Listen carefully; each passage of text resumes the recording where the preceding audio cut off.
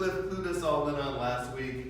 Rather interestingly, we have essentially the same gospel reading presented to us, not once, not twice, but indeed 3 times in a row. And while this is not perhaps riveting reading in and of its own accord, I reckon that any time you get to hear the 3 of us speak on a common theme, it's bound to at least be lively, if nothing else. And fair warning, I am feeling a little more heretical today than usual. Personally, I believe that Cliff did a rather fine job last week of examining and unpacking our gospel reading. And as much as it doesn't hurt to hear spiritual teachings more than once, I've never been much for reifying something that has been done well. And with that in mind, seeing as we've already had a wonderful introduction to the content of, well, this very scripture at hand, I'd like to perhaps widen our examination somewhat. And in this, I think it would be fitting to bound from the concept that Cliff introduced us to last week, namely Christology. As you may remember, Christology is simply the field of theological inquiry that seeks to define who the Christ is, and usually more specifically who Jesus is, what he did, and perhaps what he is doing, and what the ramifications of it all may be. I don't know about you, but after reading today's gospel text, I'm left with knowing but that very question. Who was this guy, Jesus, really? I mean, picture this. Let's reframe this in a modern context. Let's say that you're walking on the Country Club Plaza, perhaps a Saturday evening. Maybe you've done some shopping, had a nice dinner, and you're now headed back to your car, when suddenly you encounter a man preaching from atop a milk crate at the corner of an intersection, and alas, there's a do not walk sign illuminated. After a moment of obligatory internal dialogue, here we go, your ears tune in to what is actually coming out of the man's megaphone. I am the bread that came down from heaven, he says. And with that, you realign your averted eyes to make out some detail of the figure that just claimed to descend to earth to appear preaching in front of you, when you suddenly realize, hey, isn't that the clerk for my grocery store? Does my guy live in Waldo? I think my kids went to school with him. And then your internal dialogue becomes audible when the person next to you, seemingly having the same realization, offers aloud, I've been shopping at your store for years. I know your parents and the street that you live on. What do you mean saying that you've just come down from heaven? And what does bread have to do with any of it? To this, the man turns in your exact direction, and from his megaphone blares, stop murmuring among yourselves. No one can come to me unless the Father who sent me draws him. And you know what? I'll raise you on the last day too, for it's written in the prophets that you'll be taught by God. As you're starting to offer a retort, perhaps along the lines of, well, that's kind of convenient, and you didn't even answer her question, the sign that was previously illuminated now changed to walkway open, and you're on the way home, if not a little weirder for the waiter.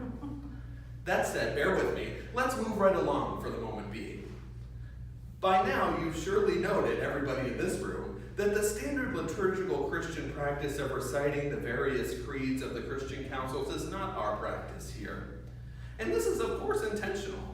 And for me, it's one of the realities that this points to is that Christology is very much still an open field of inquiry rather than a settled and codified collection of dogmas. We're invited to explore who and what Christ is rather than simply professing who and what others have found Christ to be. Admittedly, I've always been somewhat disturbed by corporate professions of faith. They always seem to serve to exclude and define rather than to welcome and invite to experience. And in light of scriptures, well, all of them really, but especially those like we've read today, it seems nothing less than entirely intellectually dishonest to make definite conclusions on any theological matter, but especially those that comprise the field of Christology. Here again we see a variation on the theme of Jesus not being quickly, if at all, embraced as the Christ by the people who have known him the longest. Indeed, there are almost as many instances in Scripture of not only the world at large, but also Jesus' closest disciples doubting his profession of identity, as there are instances of it being embraced. And freed from perhaps the dogmatic blinders of creedal theology, this becomes perhaps fascinating and if not troubling. And here I would like to share a little bit of wisdom from Max Mueller, who is widely regarded to be the founder of the academic discipline of comparative religion. And concerning that field, he often said of religion, They, he, she, that knows one, knows none. Concerning religion, knowing one, you know none. Reading between the lines ever so slightly, I'm inclined to agree with Professor Mueller, who implies that it's impossible to even understand and know our own religion without understanding and knowing religions, plural.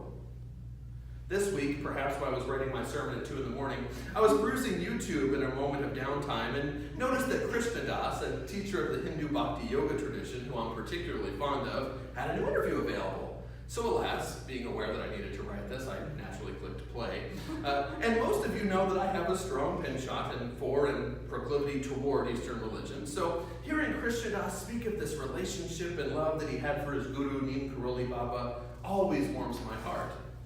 And in this, I distinctly recall having a chuckle during a humorous moment of this interview when Christologies related that not everyone saw his guru in the way that he did, and does now, some 50 years later.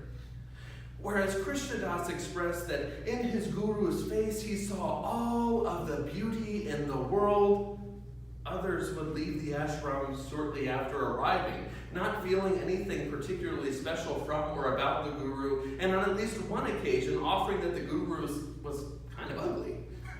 Interesting. Here we have a real-world example of a spiritual teacher who garnered a following of tens of thousands of disciples in his life, and who now, some 45 years after his death, continues to attract followers. Neem Karoli Baba was not by any account particularly charismatic, and all things considered, he didn't really teach much either in any formal sense. When people would come to him asking how to know God, he would simply reply with a wave of his hand, feed people, clothe people. Yet, then and now, a great many of his followers from this simple teaching discerned him to be nothing less than God incarnate on this planet during his life. And a great many were unswayed by him or his message, thinking of him as nothing more than an overweight, underdressed, we don't have that problem here, an apparently kind of ugly, elderly Indian man. Perhaps you're picking up what I'm putting out. Knowing one religion, we know none.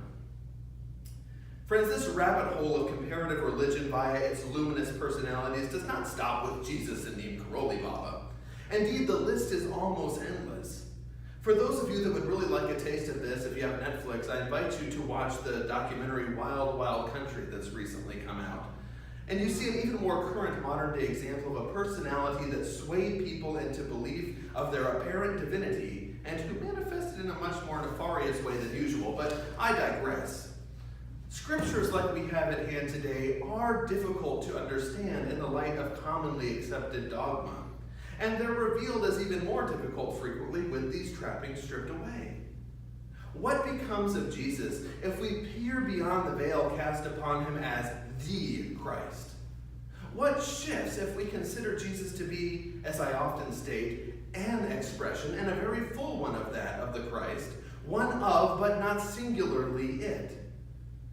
Do scriptures like today's gospel reading and the one of some weeks ago where Jesus was seemingly unable to perform any mighty deed in the midst of his hometown start to make more sense in the light of the possibility that he certainly had something special, but it was perhaps not as assured as later penned scriptures, commentaries, and catechisms would lead us to believe?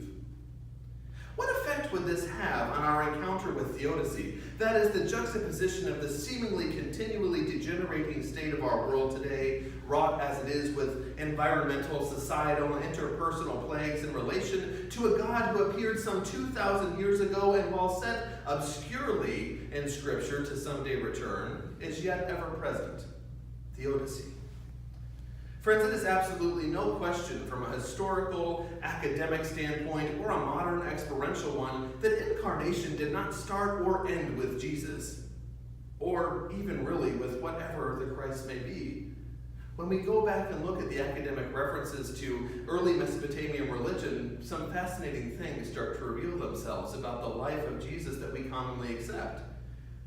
We're not going to get into that today. I've said heresy for later, but that's not to say that we need to throw Jesus away or dismiss the holiness that was undoubtedly found in him and expressed through him.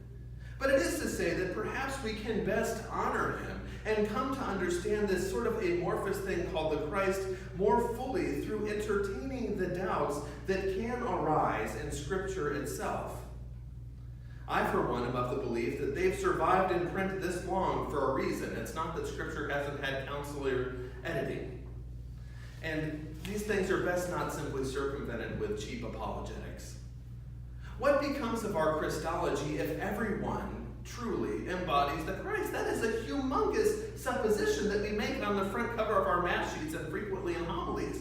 What becomes of our notion of the Christ if everyone embodies that? What becomes further of our Christianity if it were to live up to its potential outside of the obviously rather limiting constructs of the narrative life of a Jewish man born in Nazareth 2 millennia ago? I'd like to begin summing up by sharing a quote from the famed Anglican poet W.H. Auden, who wrote, "It is as meaningless to ask whether one believes or disbelieves in Aphrodite or Ares as it is to ask whether one believes in the character in a novel. One can only say that one finds them true or untrue to life. To believe in Aphrodite and Ares merely means that one believes that the poetic myths about them do justice to the forces of sex and aggression as human beings experience them in nature and in their own lives." I'd read that again, but it's a long one. Believing in Jesus or not believing in Jesus is not at all the issue here. Rather, what's at stake is the potential for Jesus' life and ministry to be truly transformative in our lives and in our modern-day world at large. What matters is, do we find that Christ was expressed in Jesus? And does that point us toward our own embodiment of that sacred reality that we call the Christ? If our answer to these questions is not yet a resounding yes, perhaps this sort of relational context can be key. In embracing Jesus as not singularly unique, perhaps we can see him as he actually may have been, which our own tradition even points out as being at least mostly fully human. After all, without ordinariness, there is nothing to imbibe with the sacred, and incarnation itself loses all meaning. So with that, dear friends, may we never have fear to ask difficult questions when we come to these scriptures that I like to open up. Well, this one's interesting. May we come to understand, express, and fully embody the Christ in a way that is meaningful to us, all doubts and assurances